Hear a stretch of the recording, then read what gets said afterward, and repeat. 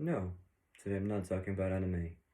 Even though I would like to, but yeah, I made a few anime videos, a few anime reviews, and I will continue to do so. Next time I'll be reviewing a beloved and very famous anime.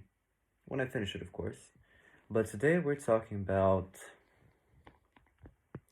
a sad thing. A thing that really, made me feel bad. It made me feel disappointment. It made me feel sadness, emptiness. It's not very nice when you feel these emotions. Well, for some people, something when something terrible happens to them, when your ex dumps you, or when you're just hungry, when you had a bad day, somebody treats you horribly at work or at school. Well, in my case, it's when last season of a show flops massively. This is what truly, makes me depressed, makes me sad, makes me feel all kinds of negative emotions. Well, I uh, I just have to go and talk about it, I guess, even though I feel bad talking about it. Well, listen, Peaky Blinders is was um briefly my for a brief time my favorite TV show ever. I think the characters, the universe they built, the stories they created, the writers, Stephen Knight specifically, was masterful, incredible, one of a kind show. Each and every episode felt like a movie in of its own. Each episode had an amazing and gripping story to tell that led to the next one and the next one, and each season it kept improving, it kept getting better. So it was basically 6 episodes a season. Each episode gets better and better and better. The show was amazing. Even though the show was fucking incredible. Season 4 of Peaky Blinders is one of the greatest seasons of any TV show I've ever experienced. Season 4 was masterpiece. Every single moment in season 4 was basically god tier levels of quality in acting, in action, in everything. Cinematography, writing, you name it. Then season 5 came of Peaky Blinders, and it was great. It had the action, it had the emotional impact, it had the very, very strong, very unexpected ending. And I was like, okay, things are setting up for season 6. The last season. The writers have confirmed that season 6 will be the last. It will end in a movie, but season 6 will be the last season of the show. The grand finale of the TV series. The magnum opus, all of these years of creative genius, masterful work will finally come to a fruition and basically to an end. At least till the movie comes out. Whew, the expectations were high. The show garnered many fans. It gained so much popularity through the years, and rightfully so, it deserves it. So, season 6 begins, and then the title of the video comes to mind. Season 6 was absolutely abominably terrible. So bad. Peaky Blinders goes down the pecking order of great shows. Season 6 not only does it ruin everything that it's built so far, it demolishes any kind of future expectations that the movie could lead up to. Now. I know IMDb, the critics may have enjoyed season 6. There weren't any horrible reviews or anything. Most of the fans were positive about season 6. They were saying, "Oh yeah, of course, the COVID, coronavirus, was very hard during the film process. The passing of Helen McCroy, which was fucking tragic and was horrible, for horrible thing for the whole cast to deal with, and all of these unfortunate events, of course. But, but, but, Better Call Saul had similar issues when Bob Odenkirk. I'm not saying, oh look, Bob Odenkirk had a heart attack while he was filming Better Call Saul season 6. The guy died and then came back from the dead to finish filming the show. And it was filmed during coronavirus times as well. I'm just giving an example because Better Call Saul season 6, I will make a full review of Better Call Saul when it ends. Season 6 is a fucking banger. COVID did not impact the quality of the show whatsoever under similar bad conditions that are unfortunate and no film, TV show crew should ever work on. But yeah, they did, unfortunately, and they came with the most of it. Vince Gilligan did. Not Steven Knight or anything. Peaky Blinders. But anyway. Start now with the whole COVID and whole passing of Helen McCrory stuff out of the window. Let us just indulge in season 6. Season 6 had only 6 episodes. Yeah, just like the rest. The first episode starts right after season 5 ends. Nothing major, nothing incredible. It was just a nice and somewhat impactful episode. It started, it introduced the characters, it introduced the situation. I was like, okay, episode 1, not incredible, not amazing. It was a nice, cool, stylish episode that could lead to interesting encounters and hopefully a great season leading up to it.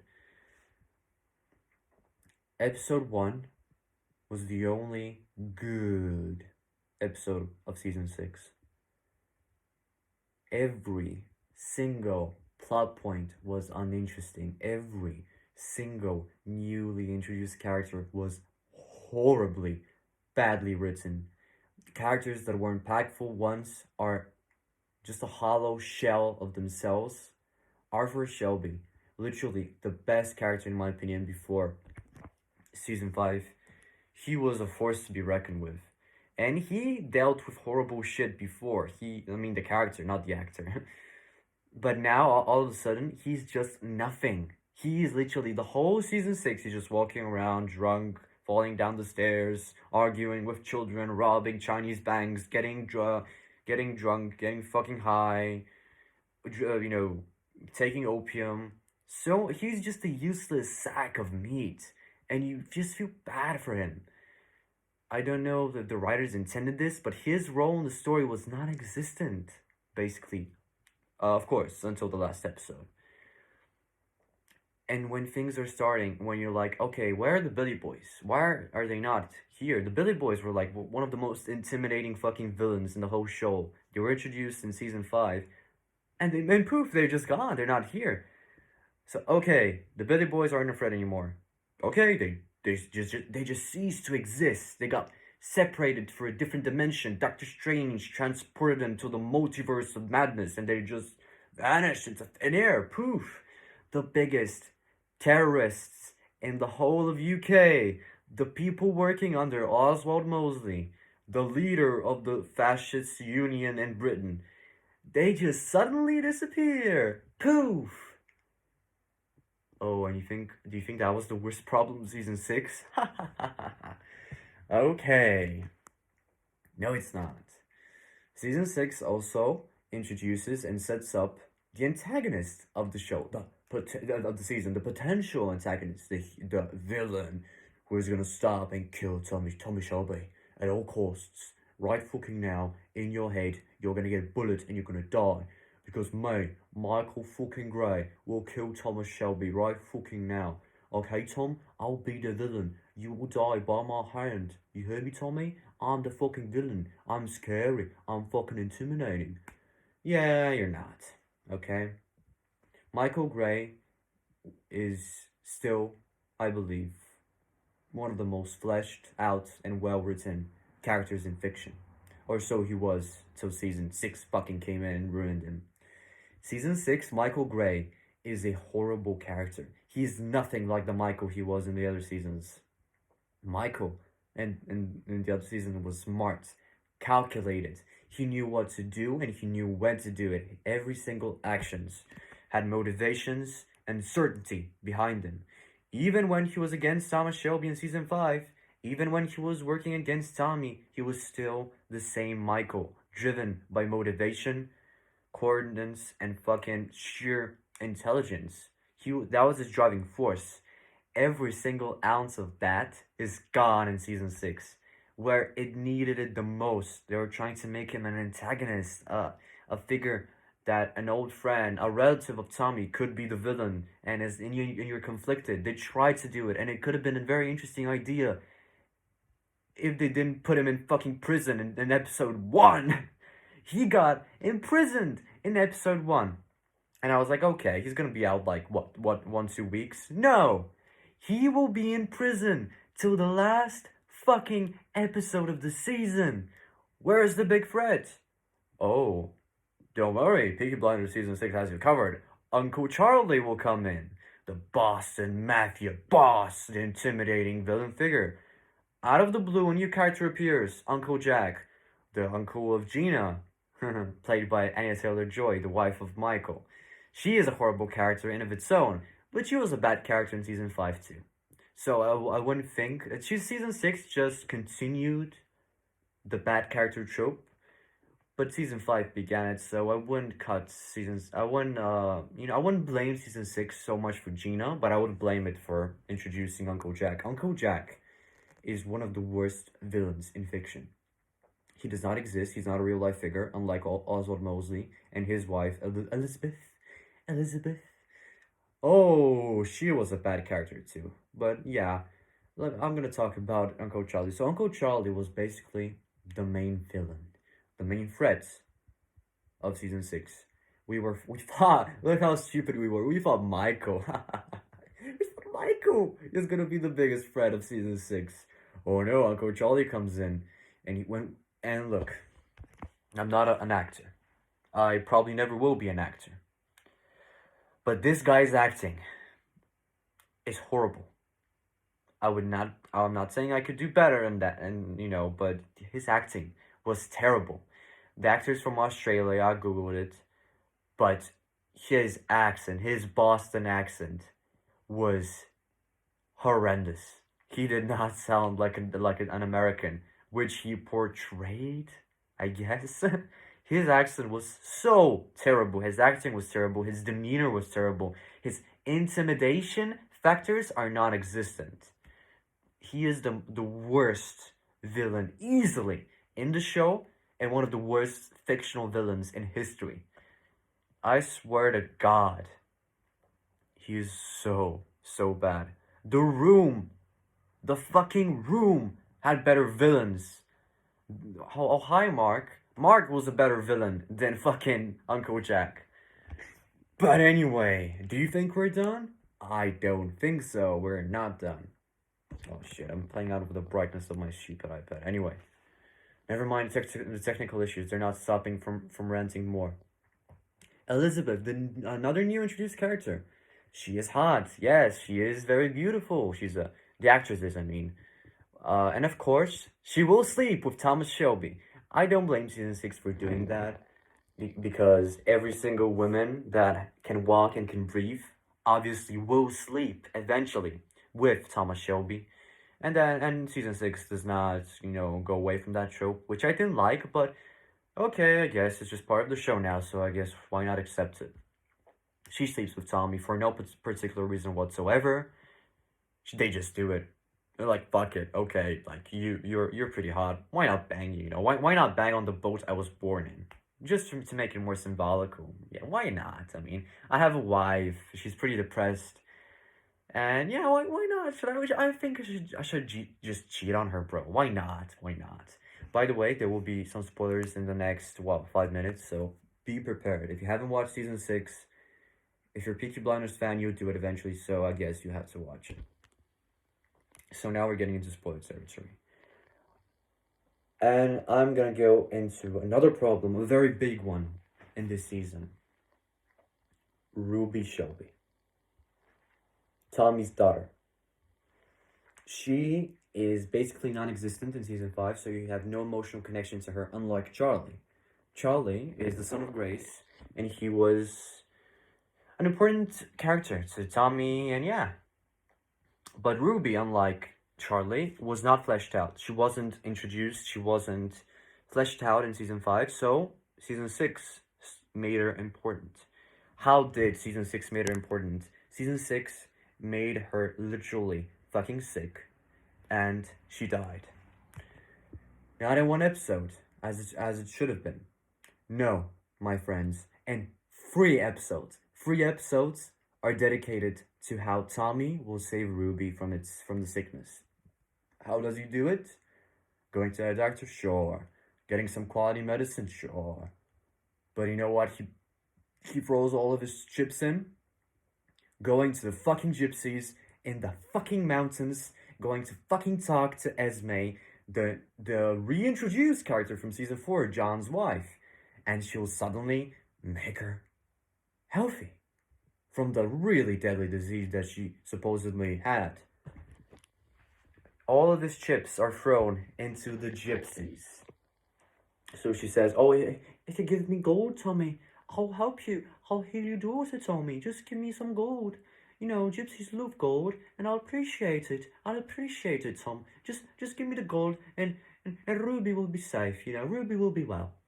So he does give her the gold. She does lead him to a certain solution to his problem, and the solution is a curse, a gypsy curse.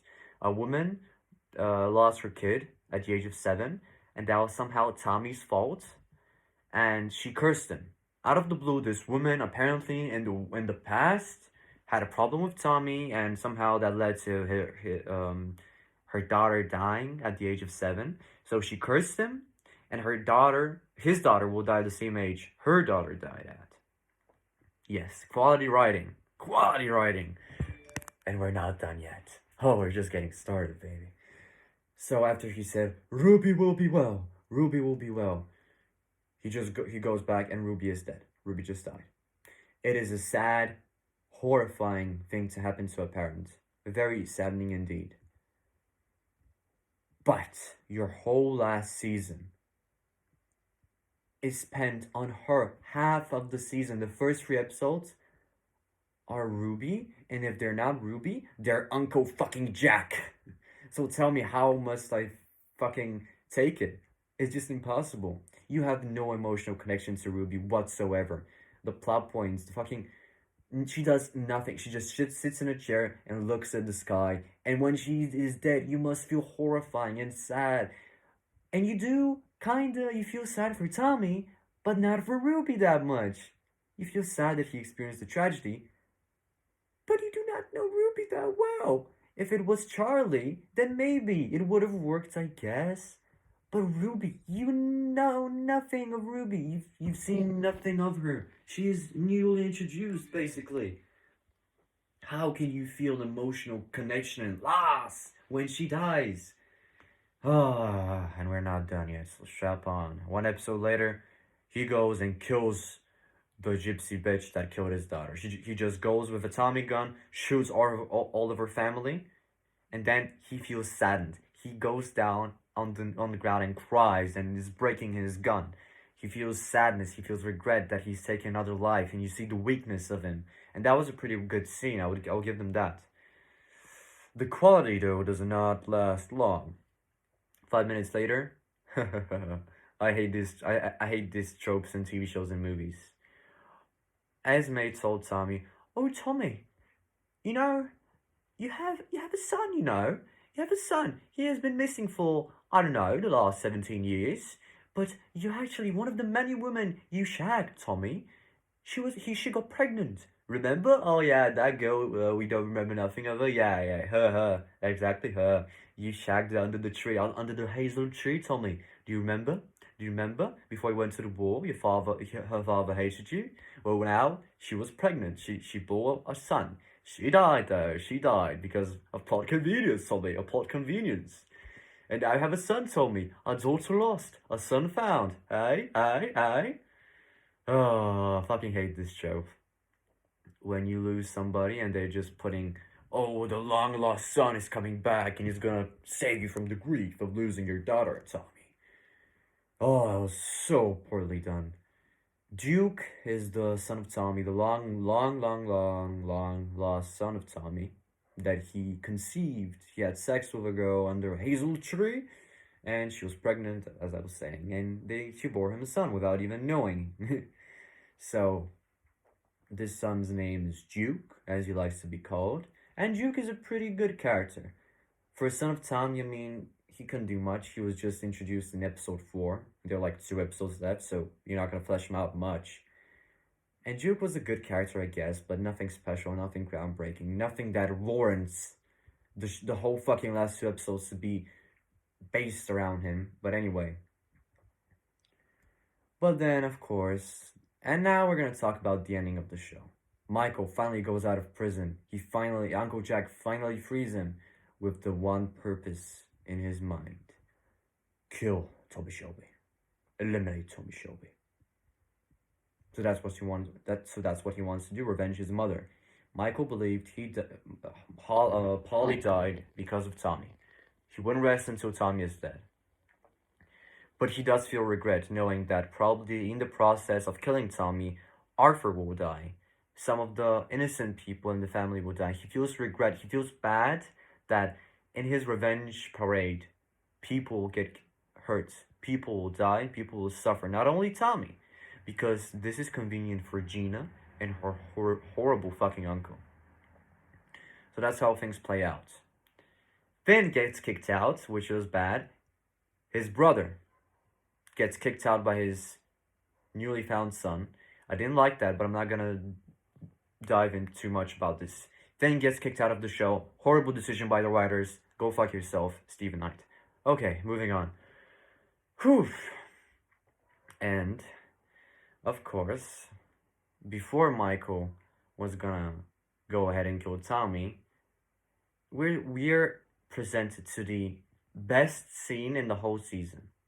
So the only good scene that I would say in my mind, that I would think of, is when the IRA woman tries to go into the bar and kill Arthur, as she was ordered by Gina and her uncle.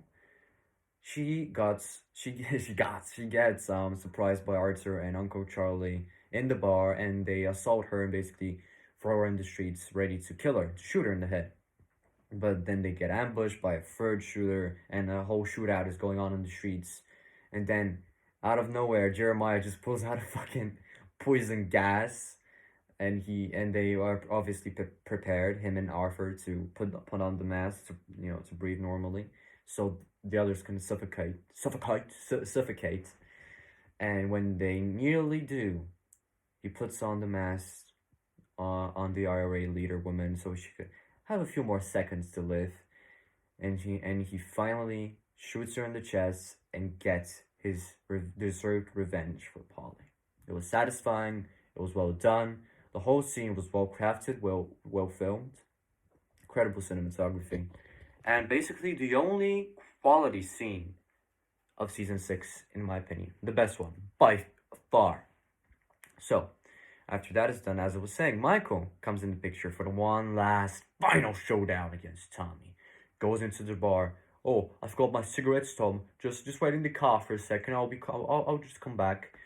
He waits in the bar, and as the bomb is gonna go off, apparently in Tommy's car, the bomb blows off. Michael's associates get killed because Johnny Docks, changed the location of the bomb. He put it in the trunk of Michael's associates, and they died. And Tommy gets prepared. He finally has Michael where he wants him, and he proceeds to shoot him in the eye and kill him. Why I think this scene is horrible? Because he is your fucking nephew, Tommy. You spent quality time with Michael, okay? You spent quality time with him. You showed more emotion, more regret in killing the woman who is apparently responsible for your child's death. You felt more bad for her than to your own nephew. He showed no emotion whatsoever. Michael was right. Before he died, he said, Ada, me, Arthur, everybody was only around because of you. We were slaves to you. We had no say in any matter whatsoever. We were not free. You kept us in a cage. You did not give us a voice. You did not give us anything. You are the overlord over us, and we had no say in any matter whatsoever. And Michael was right. They didn't have nothing on Tommy. Tommy was the true boss, and Tommy was the only free guy in the show, basically. He was right. Michael was right on the fucking point. But Tommy said, okay, you done? I'll have no limitations. That's what he said to him. I'll have no limitations.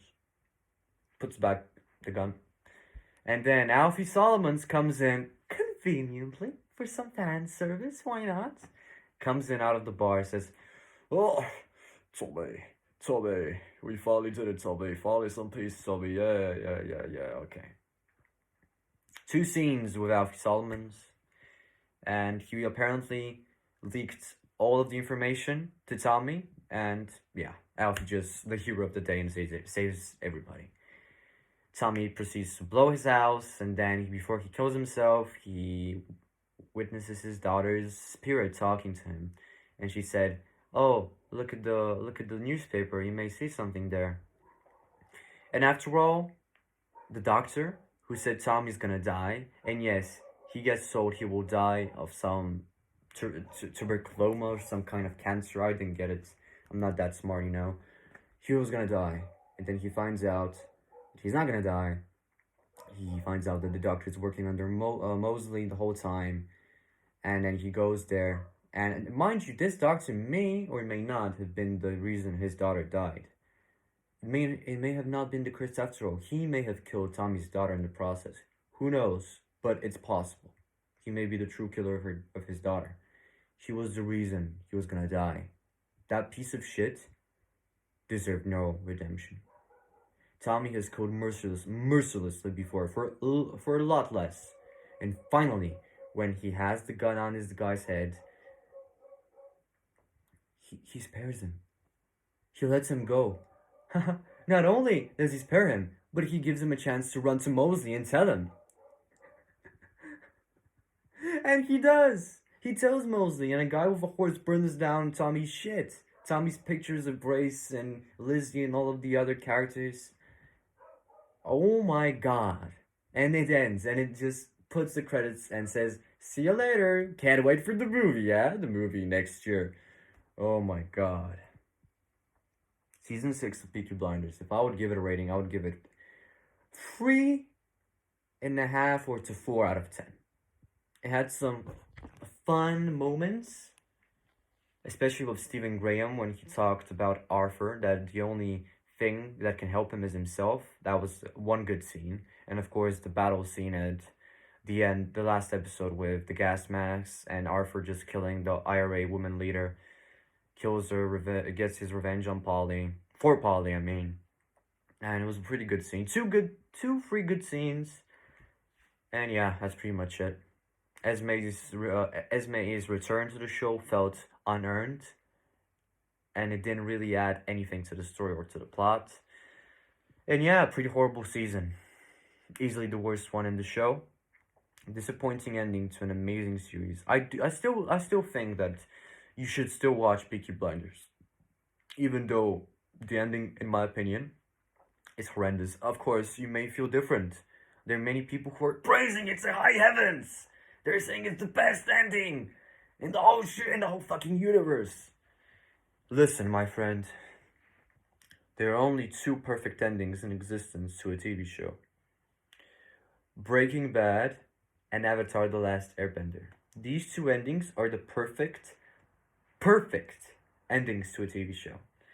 I will die on that hill. Fight me in the comments if you like. That's my opinion. These 2 shows have the best ending and nothing will ever top them. So, what did you think about Peaky Blinders Season 6? I know it's like a few months after it aired. I don't give a shit. It's my channel. I talk about whatever I want, whenever I want, how I like. So yeah, it's basically that. If you like the video, drop a like. If you hate it, then you can dislike. Technically, but you can't. You can just say some hateful thing in the comments if that makes you feel better. So lay it on me. Say how wrong I am. Say how I should die. Burning alive while watching my family getting raped to death. Or something of that nature if you disagree. Because that's what people on the internet do. I know it's kind of convenient, so yeah, it's your choice. It's a free world, I guess, technically. So, thanks for watching. Sorry for being an asshole for 30 minutes now. It's just me, you know.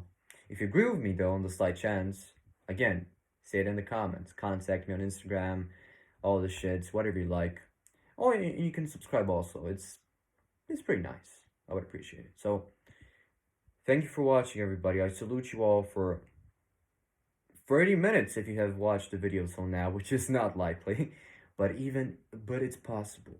If you did watch the whole video through, you are a legend in my eyes and you have my utmost respect, even though that counts for nothing. But you still have it. You see, you're better off with it than without it, I guess. I don't know. So yeah, again, thank you for watching. And I just love just talking about some random shit whenever I like. And that's why I have a channel, I guess. For all Peaky Blinders fans, may we Peaky fucking Blinders rest. One of the greatest TV shows of all time had one of the worst seasons of all time for its last season. I salute Thomas Shelby for being one of the greatest characters of all time. I salute the writers in the team for creating 5 incredible seasons of amazing, iconic moments that will ever be remembered in my eyes and my mind as well. Thank you for everything, basically. Even though the season 6 was horrible, horrendous, you gave me memories, and your show, for a brief time, was my favorite. So, thank you for everything. That's all I have to say for this video. Thank you for watching once more. You're a legend if you did. And yeah, I will review an anime soon, when I finish it, that is. I'm watching it on Netflix. So yeah, finish that, then review it on the channel. So yeah, if you enjoy these reviews, just say it. Or not, I guess. We will play a lot of games, okay? I'm thinking of bringing Mass Effect to the channel. Ghostwire Tokyo is in my head. Dying Light 2 is in my head. Tales of Berseria, we'll be playing 1,000,000% Tales of Berseria on the channel because it's basically Tales, and I love Tales, as you've seen in Tales of Arise. Maybe some JRPGs.